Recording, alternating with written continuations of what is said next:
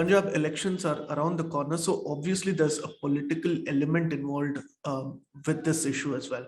But if we were to dissect that and just look at the serious security concern that's facing Punjab today, or is about to face Punjab, how do you think India should deal with it, and how serious is this issue, sir?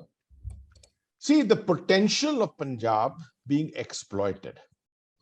The extension of the footprint of terror from Jammu and Kashmir spreading into Punjab is very much alive, but it's not as if it's happening tomorrow, today or tomorrow, immediately.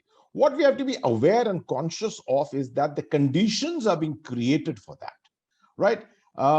Political divisiveness, communal divisiveness, sleeper agent networks, financial conduits, drug networks coming into this, drones being flown in, arms being supplied. These are the typical indicators of this kind of a thing which emanates subsequently. This is what we have to be conscious of. It can happen that the area of Jammu, Samba, stretching into the Ravi corridor, coming down to Gurdaspur. This is the area into which this whole thing spreads initially before spreading into the rest of Punjab as such. Pakistan failed to do it the last time. They failed to do it in the 80s. They tried their best. It is the people of Punjab who defeated this whole attempt to try and escalate the issue in Punjab. We have to make sure that this time again, the people of Punjab remain as motivated. They are, you can't find greater nationalists than people of Punjab themselves. The politics of Punjab, politics all over the country, need to go up to a level. Of course, politics means divisiveness, up to a division of opinion and things like that. Up to a level they can go, but they can't go beyond that. The moment it goes beyond that, then it starts affecting national security. Yes. And this is what we have to be aware of.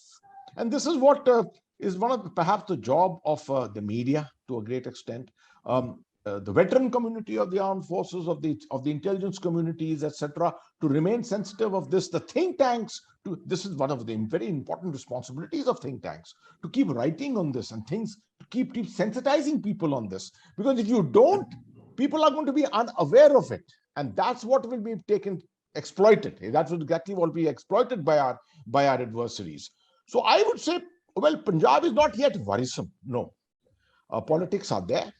Politics will be played out. It's a state under elections, and elections are always a period of a bit of a churn and a bit of a turbulence. You can't expect straight-faced elections to be taking place. Yeah. So with all this happening, as long as we've got our eyes on the scanner and making sure we are looking at those blips taking place here and there, I think Punjab should be manageable in the near future. Please remember to subscribe to us and switch on the notifications for this channel. For our other social media links, more content, and to support our work, please visit citti.net. Dhanyavad. Namaskar.